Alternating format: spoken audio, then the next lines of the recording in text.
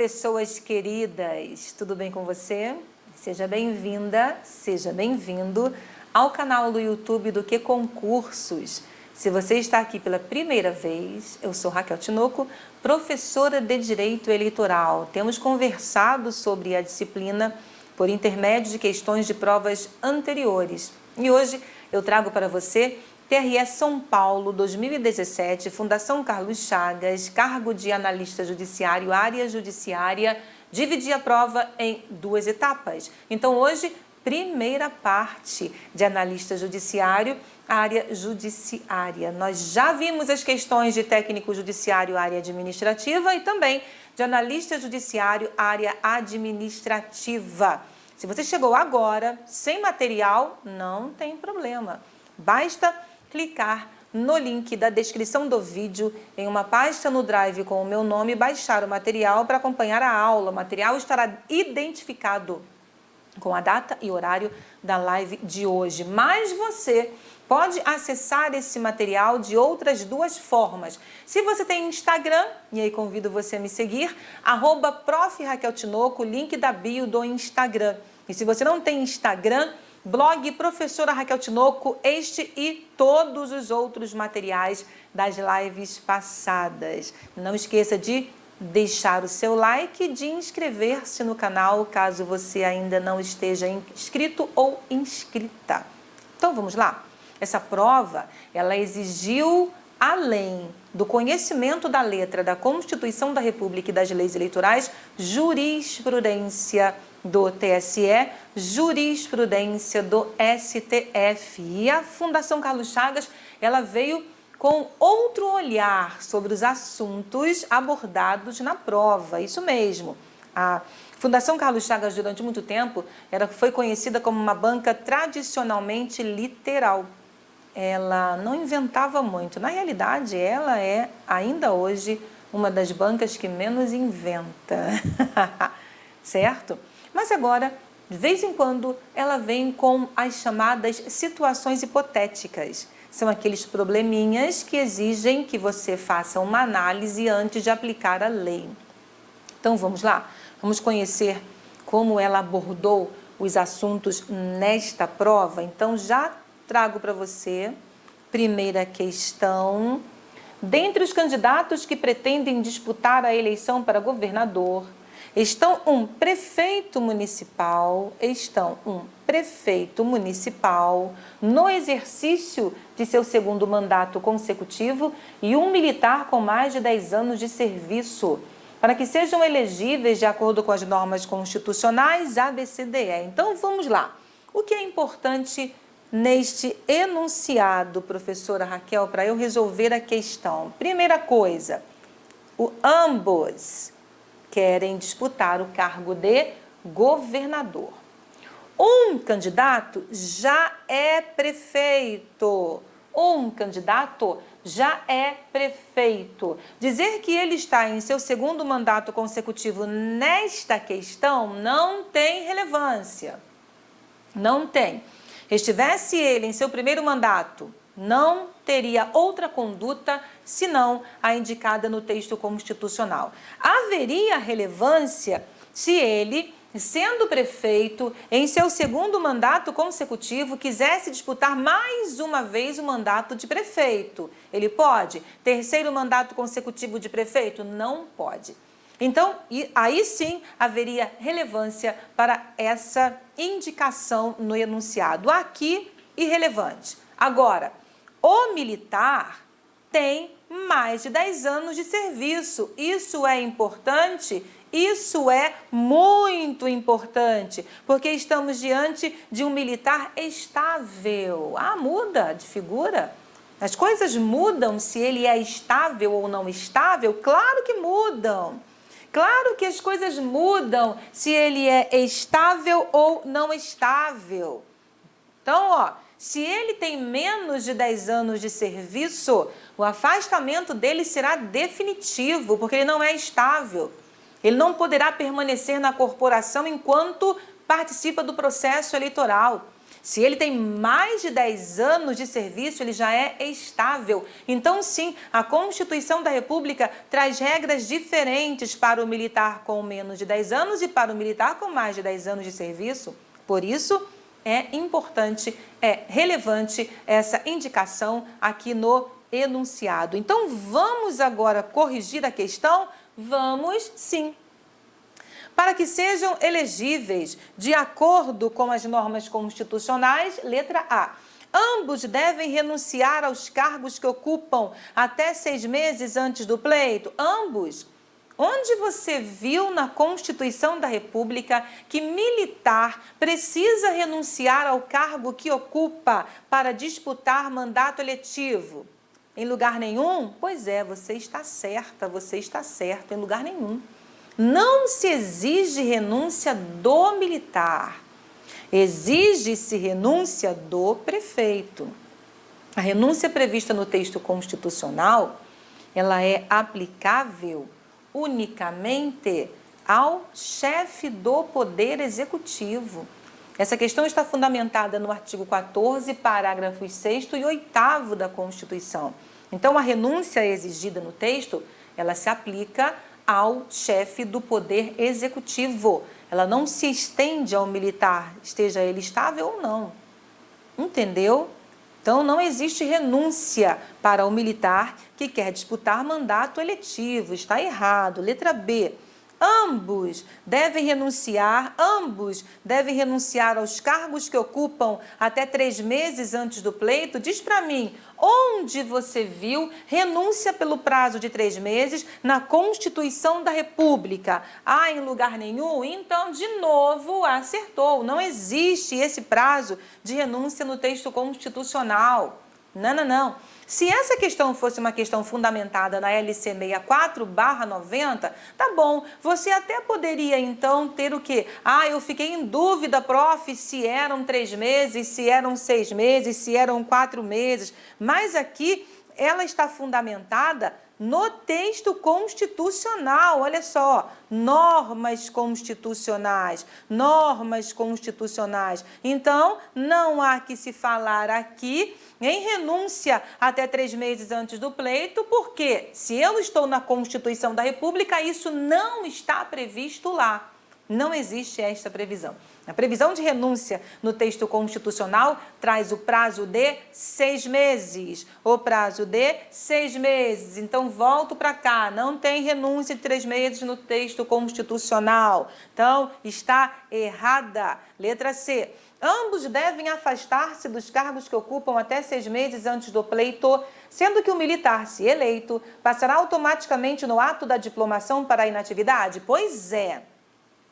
O militar estável participa do processo eleitoral agregado à autoridade superior, ele fica agregado ao comando, fica à disposição do comando, certo? Então, esse afastamento, ele é previsto ao militar. Já o prefeito precisa renunciar.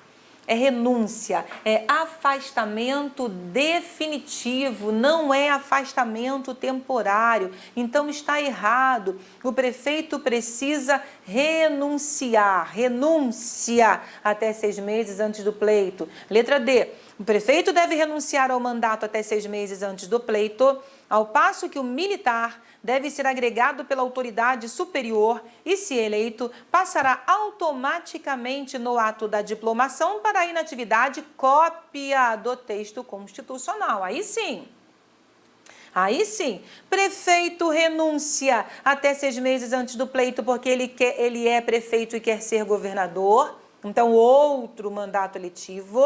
E o militar estável será agregado pela autoridade superior e, se eleito, passará automaticamente no ato da diplomação para a inatividade. É isso mesmo. Ele não pode estar filiado a um partido político porque há vedação constitucional. Então, ele vai participar de todo o processo eleitoral sem estar filiado, mas estará representado por um partido político ou militar. Entendeu? Então, esse militar, ele fica em uma espécie de licença para tratos de interesses particulares. É como se fosse a agregação É como se fosse uma licença para trato de interesses particulares. Ele é afastado das suas funções ordinárias, participa de todo o processo eleitoral, eleito diplomado, passa para a inatividade. Se ele é um militar com menos de 10 anos, ele precisa afastar-se definitivamente, abandonando a carreira militar. E na letra E, o prefeito não precisará renunciar ao mandato, precisará. Mas o militar deverá afastar-se da atividade. Se eleito, perde o cargo? Não perde. Ele passa para a inatividade, artigo 14, parágrafos 6º e 8º da Constituição Federal. Vamos à segunda questão? Questão FCC, tipo Sebrasp. Quem gosta dessas perguntas é o Sebrasp. Ele ama fazer questões do artigo 27 do texto da Constituição da República. Esse artigo 27, vou confessar para você, é um dos artigos de pior redação no texto constitucional. Não sei quem teve a ideia de escrever esse artigo com a redação que está lá, mas ele está lá. E as bancas gostam de perguntar. Então, o que diz este artigo? Primeiro vamos ao artigo, depois a gente resolve a questão. O número de membros nas assembleias por todo o país, ou seja, o número de deputados estaduais e deputados distritais, corresponde ao triplo do número de deputados federais, ou seja, deputado federal vezes 3 é igual a deputado estadual até atingir o número de 36 deputados estaduais. Então, eu começo no número 8, porque a Constituição da República diz que eu terei no mínimo 8, no máximo 70 deputados federais em cada estado. Esse é o limite mínimo e limite máximo. Estado e Distrito Federal. Então, 8 vezes 3, 24. 8 deputados federais vezes 3, 24 deputados estaduais. 9 deputados federais vezes 3, 27 deputados estaduais. E eu vou fazendo essa conta, somando mais 3, subindo de 3 em 3 até atingir 36 deputados estaduais. Ou seja, 12 deputados federais vezes 3, 36 deputados estaduais. Beleza. Tabuada de 3, fera, tirei 10, mas o artigo continua. Atingido o número 36, eu somo ao número 36 todo deputado federal que ultrapassar 12. Nesse momento, eu vou começar a subir de 1 em 1. Não mais de 3 em 3. Então, veja, atingido o número 36, eu somo ao número 36 todo deputado federal que ultrapassar 12. Então, 13 deputados federais, 37 deputados estaduais, porque eu vou somar ao 36 todo o que passar de 12. Então, 13 passa 1, 36 mais 1, 37, 14 passam 2, 36 mais 2, 38, entendeu?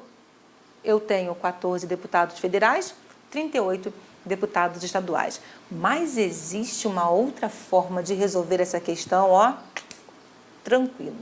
Como assim, prof?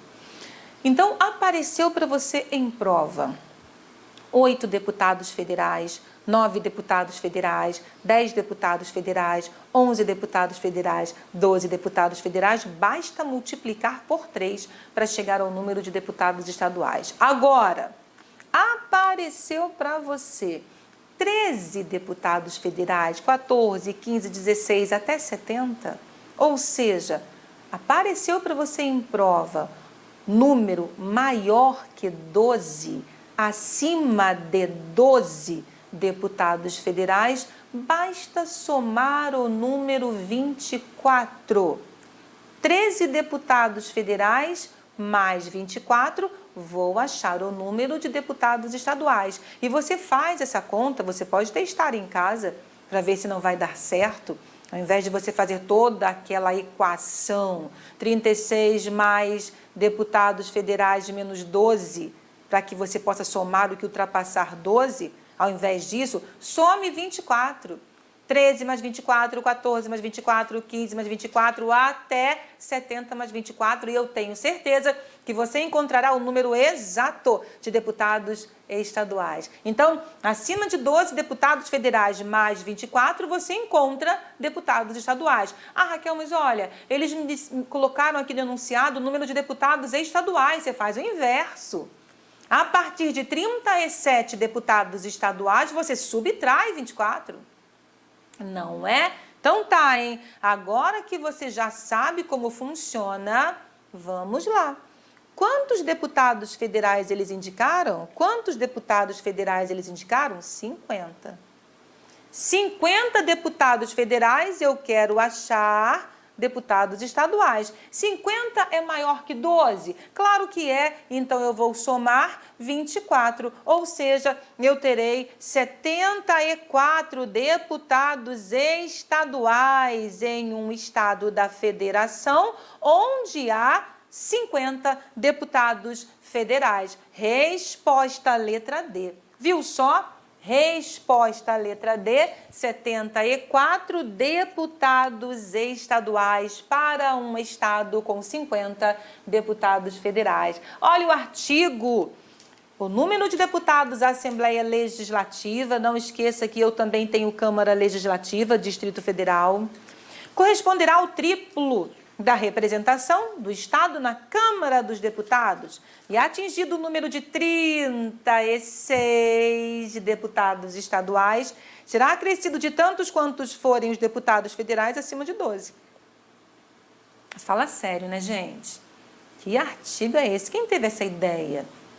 Muita criatividade, não é? Então, ó, toma cuidado com essa continha em prova. Vamos para a questão número 3. A Constituição Federal estabelece casos de inelegibilidade por motivos de casamento, parentesco ou afinidade. Segundo essas regras constitucionais e à luz da jurisprudência, do STF, é inelegível, hein? Eu estou perguntando quem é inelegível.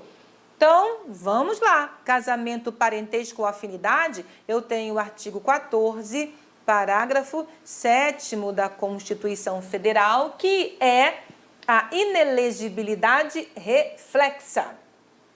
Inelegibilidade reflexa. Então, vamos ver quem é inelegível. É inelegível para o mandato de deputado estadual o ex-cônjuge do governador do mesmo estado. Isso é importante? Claro que é, porque a inelegibilidade reflexa incide na circunscrição, dentro da circunscrição que a Constituição da República chama de jurisdição do chefe do Poder Executivo. Então, dentro da circunscrição do presidente, do governador, do prefeito, onde quem o substitui nos 6 meses anteriores ao pleito. Então, no mesmo estado, eu estou dentro da circunscrição. Estou dentro da circunscrição, reflete no chefe do Poder Executivo. Então, inelegível deputado estadual para deputado estadual, ex-cônjuge do governador do mesmo estado, quando a dissolução da sociedade ou do vínculo conjugal tiver ocorrido no curso do mandato, salvo, se esse ex-cônjuge já for titular de mandato eletivo e candidato à reeleição. Prof, isso gera inelegibilidade? Mas, prof, ele é ex-cônjuge. Ele não está mais com eles estão separados, eles já estão divorciados. Vamos pensar assim. Mesmo assim, há inelegibilidade na letra A? Sim. Mesmo assim, há inelegibilidade na letra A. O que a jurisprudência, ou melhor, o que o legislador constituinte quis proteger aqui? Veja, ele quis proteger o processo eleitoral, as eleições, contra a influência. Então, veja, preste atenção aqui comigo. Se essa dissolução se deu no curso do mandato, então ainda assim haveria a possibilidade de influência do chefe do Poder Executivo na candidatura, por exemplo, do seu ex-cônjuge. Quanto tempo eles ficaram juntos? Então, hoje, embora você tenha a jurisprudência ligada à inelegibilidade reflexa, há várias decisões que acabam flexibilizando essa inelegibilidade. Então, se a banca pergunta como está aqui, ex-cônjuge que se separou no curso do mandato, ponto final, é como você tem que responder. Agora, se a questão avança para as exceções e para a flexibilização, então você precisa ir além na jurisprudência, entendeu?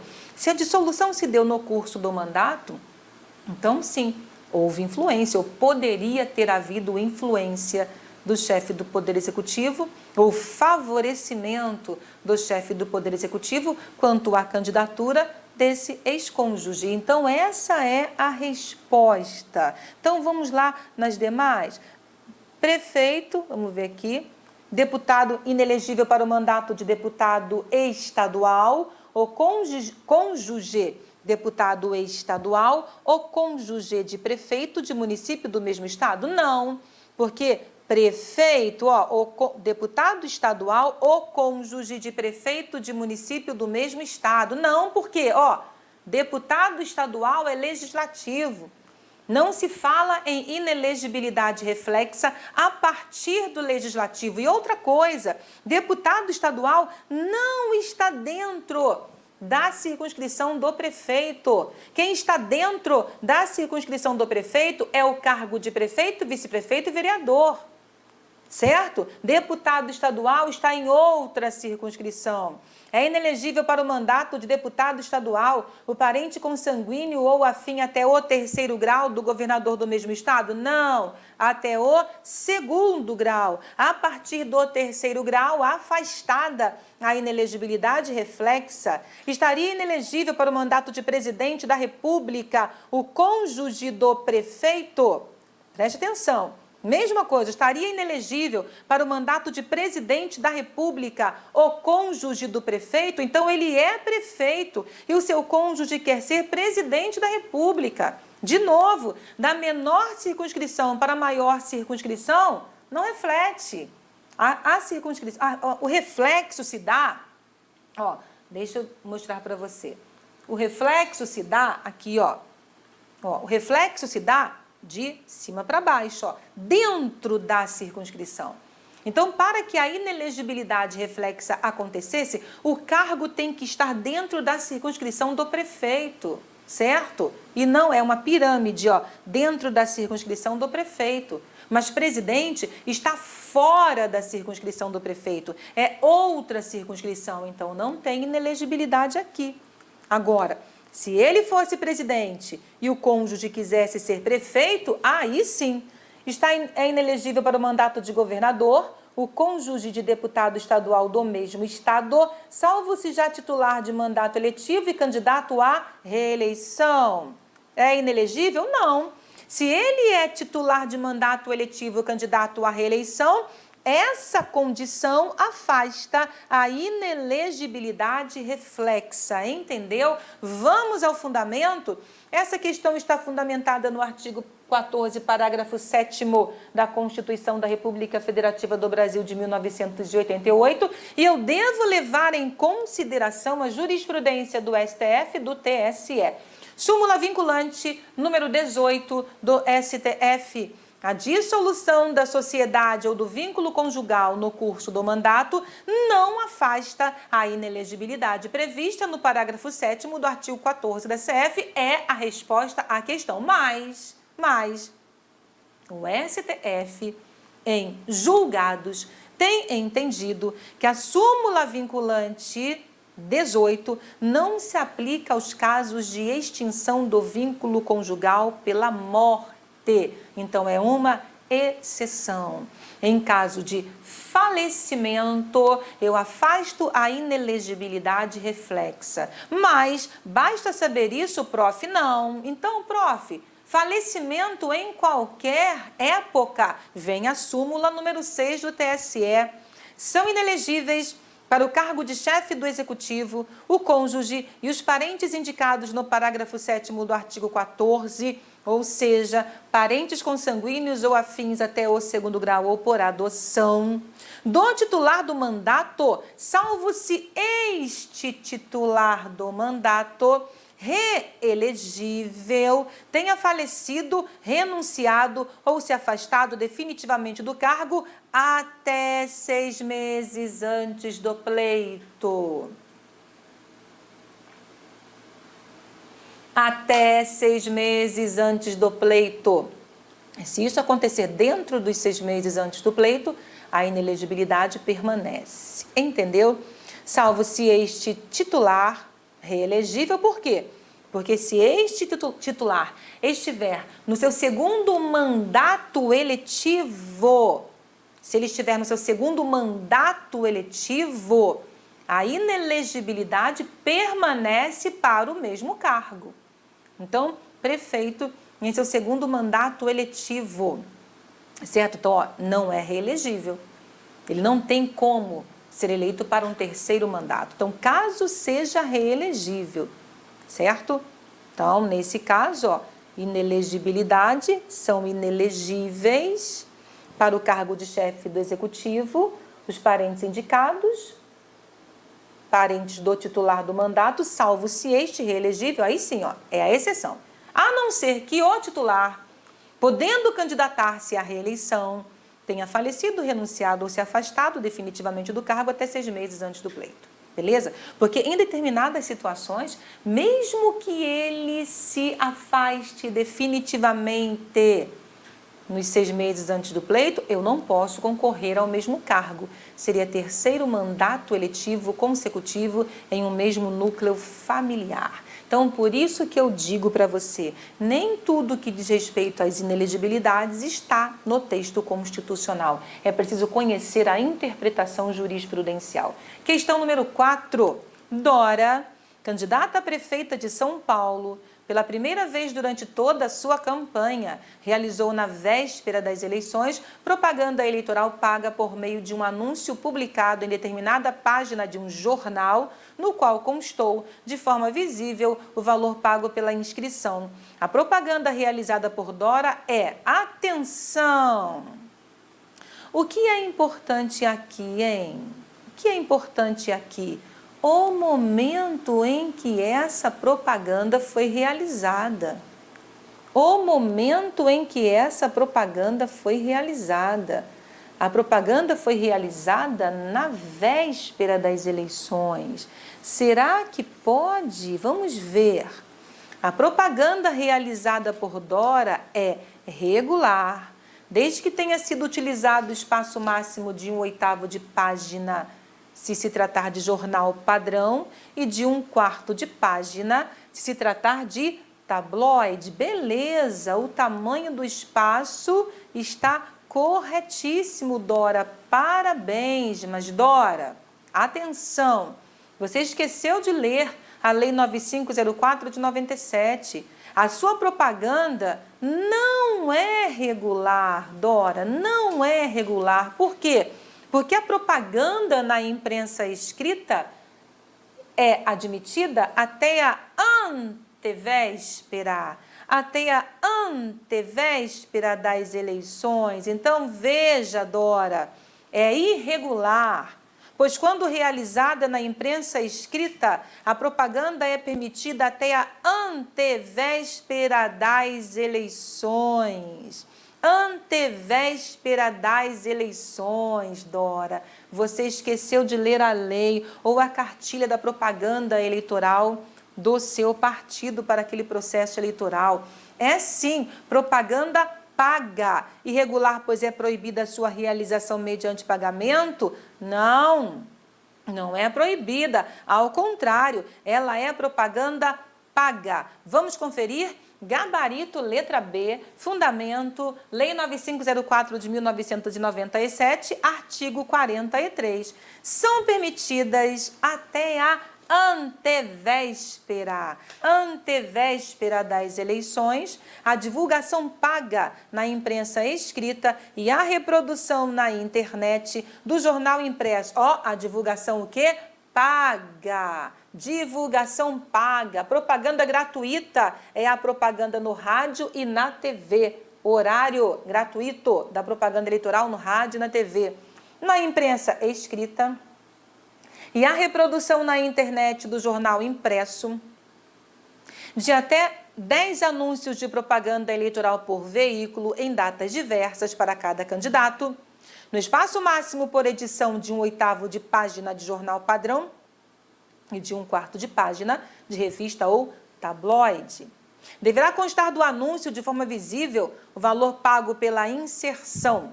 A inobservância do disposto neste artigo, sujeitos responsáveis pelos veículos de divulgação e os partidos, coligações ou candidatos beneficiados, a multa no valor de R$1.000 a R$10.000 ou equivalente ao da divulgação da propaganda paga, se este valor for maior. Beleza? Então, Dora, sinto muito, sua propaganda é irregular. Número 5. Questão atualizada, artigo 10. É melhor combinar o artigo 6º com o artigo 10 da Lei 9504 de 97. O Partido X deseja requerer o registro de seus candidatos à Câmara de Vereadores de determinado município que possui 100 mil eleitores. Irrelevante hoje, hein? Hoje é irrelevante o número de eleitores para essa questão. Para isso, foi verificar o total de candidatos que poderia registrar, ficando ciente de que deve preencher as vagas com, no mínimo, 30% e, no máximo, 70% para candidaturas de cada sexo. Dentre os seus candidatos estão nível, que fará 18 anos na data da posse. Eles querem ser o quê? Vereadores. Idade mínima de 18 anos. 18 anos na data da posse. E Jade, que fará 18 anos na data limite para o registro de candidatura. O Partido X poderá registrar candidatos no total de até, letra A, 100% dos lugares a preencher mais um, sendo que nível não poderá se candidatar. É isso, 100% dos lugares a preencher mais um, sendo que nível não poderá se candidatar. Ora, por que nível não poderá se candidatar? Porque hoje, para que alguém com 17 anos se candidate, certo? Para que alguém possa ser pré-candidato, porque ele não poderá nem ser candidato, ele precisará completar 18 anos até a data limite para o registro. Então, ele poderá até fazer uma pré-campanha com 17, mas registro de candidatura hoje somente com 18. Então, ele não pode mais comprovar 18 anos até a data da posse. Essa previsão é para todas as outras idades mínimas, menos para a idade mínima de 18 anos. Idade mínima de 18 anos hoje, na data limite para o registro de candidatura. Então, essa é a data para comprovação. Letra B, 150, tchau, certo? Letra C, 100%, faltou o mais um, então está errado. 150 está errado, 100% mais um, sendo que tanto nível quanto Jade poderão se candidatar? Não, nível não. Conferindo? Cada partido poderá registrar candidatos para a Câmara dos Deputados, Câmara Legislativa, Assembleias Legislativas e Câmaras Municipais, no total de até 100% do número de lugares a preencher, mais um. 100% mais um. Hoje só partido, certo? Porque eu não tenho mais a possibilidade de coligação proporcional. A idade mínima constitucionalmente estabelecida como condição de elegibilidade é verificada tendo por referência a data da posse, salvo quando fixada em 18 anos, hipótese em que será aferida na data limite para o pedido de registro, beleza? Então, hoje, eu posso ter aqui partido ou federação, não posso mais ter coligação. Coligação proporcional é proibida, é vedada. Seguindo para a questão número 6. Laerte foi condenado por decisão transitada em julgado por crime contra o meio ambiente a pena privativa de liberdade. Faltando 2 anos para o término do cumprimento integral da pena, Laerte deseja se candidatar ao cargo de deputado estadual nas próximas eleições, que ocorrerão daqui a 2 anos. Laerte. Então, atenção, hein? Faltando 2 anos para o término do cumprimento integral da pena, Laerte deseja se candidatar ao cargo de deputado estadual nas próximas eleições, que ocorrerão daqui a 2 anos. Então, vamos em Laerte, letra A. Poderá se candidatar, pois a condenação por crime ambiental não o torna inelegível? Poderá se candidatar, pois a condenação por crime ambiental não o torna inelegível? Será? Vamos ver o que diz essa questão. Ela é fundamentada na LC 64/90, certo? 64/90. Então, Laerte poderá se candidatar, pois a condenação por crime ambiental não o torna elegível? Mentira! Na LC 64/90, eu tenho o quê? A previsão de crime ambiental. Então, errado. Inelegibilidade por condenação por crime ambiental. Letra B. Laerte poderá se candidatar, pois é inelegível apenas até o cumprimento integral da pena. Olha a armadilha dessa questão, hein? Olha a armadilha dessa questão.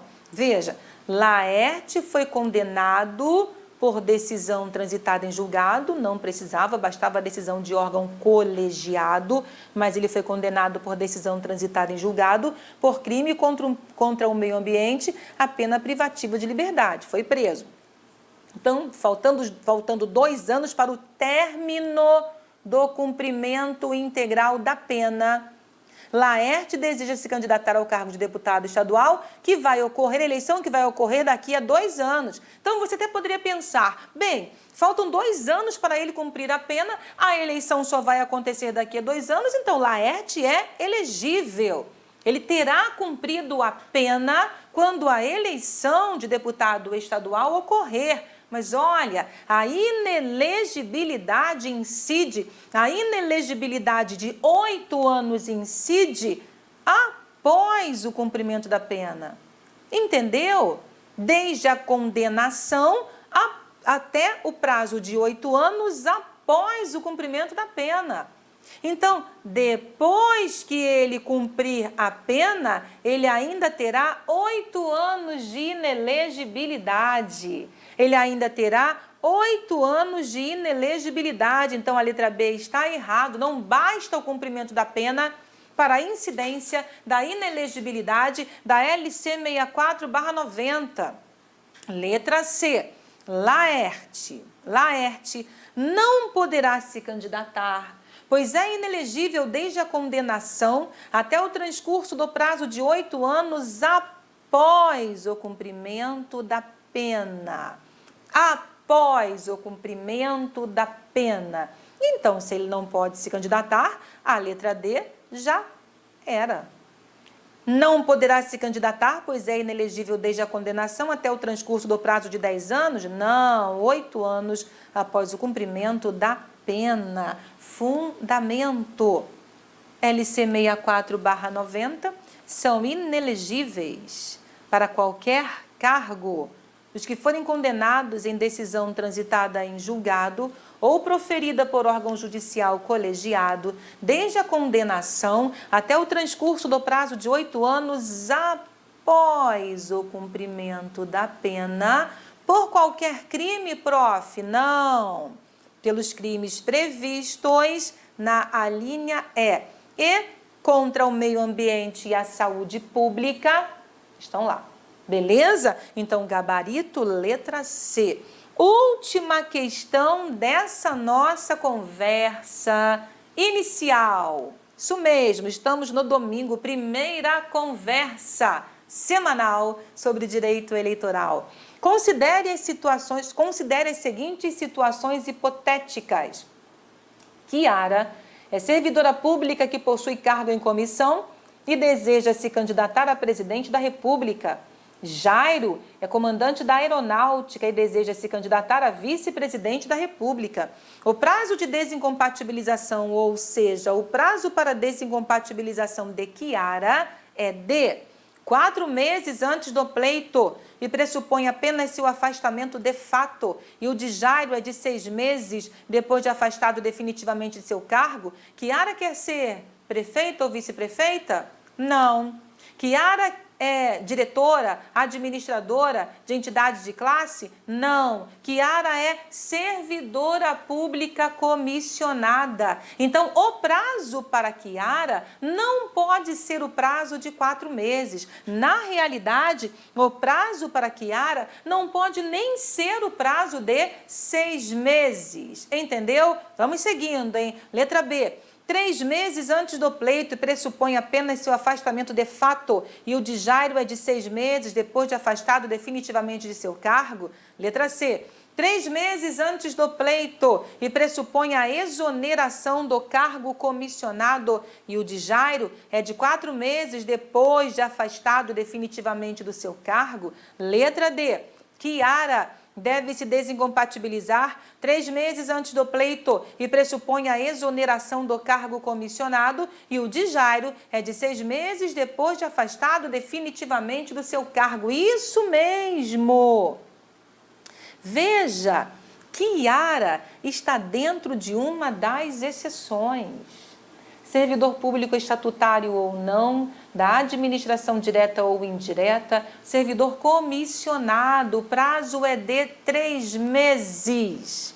Para Kiara, entretanto, incide uma regrinha a mais. Em se tratando de cargo em comissão, esse afastamento tem que ser definitivo, não pode ser temporário. Ela não pode pedir afastamento temporário para o exercício de mandato eletivo, não. Esse afastamento tem que ser definitivo, definitivo. Então, essa é a resposta. 4 meses seria para prefeito e vice-prefeito e entidade de classe, dependendo da função nessa entidade de classe. Então, eu tenho 3 situações excepcionais. 4 meses para prefeito e vice, 4 meses para a entidade de classe que receba total ou parcialmente recursos públicos ou recursos da Previdência Social, diretor, administrador dessa entidade de classe, ou 3 meses para servidor público estatutário ou não da administração direta ou indireta e servidor comissionado, que exerça cargo em comissão, função de confiança. Nesse caso, comissionado, afastamento definitivo. No mais, é regra. Qual é a regra, prof? 6 meses. 6 meses é a regra. Então, se eu não estou em uma dessas 3 exceções, o prazo de desincompatibilização previsto na lei é o prazo regra de 6 meses. Aqui está, gabarito letra D, LC 64/90. São inelegíveis para presidente e vice-presidente da República os que, servidores públicos estatutários ou não, dos órgãos ou entidades da administração direta ou indireta da União, dos Estados, do Distrito Federal, dos municípios e dos territórios, inclusive das fundações mantidas pelo poder público, não se afastarem até 3 meses antes do pleito, estatutários ou não. Então, o servidor público estatutário é tanto aquele que exerce cargo efetivo quanto cargo em comissão. Não se afastarem até 3 meses antes do pleito, garantido o direito à percepção dos seus vencimentos integrais. Aí eu vou combinar a lei com a súmula número 54 do TSE. A desincompatibilização de servidor público que possui cargo em comissão é de 3 meses antes do pleito e pressupõe a exoneração do cargo comissionado e não apenas seu afastamento de fato. E Jairo? É regra ou exceção? Jairo é regra. Ele não está em nenhuma dessas exceções. Ele é o que? Volto para cá. Ele é comandante da aeronáutica. Então, são inelegíveis para presidente e vice-presidente da República até 6 meses depois de afastados definitivamente de seus cargos e funções, os comandantes do Exército, Marinha e Aeronáutica. Afastamento definitivo. Então, toma cuidado. Eu tenho repetido isso em várias aulas. Você responde essa questão focando nas exceções. Outro foco que você deve ter é o afastamento provisório, afastamento definitivo. Então, leia a lei e separe as exceções.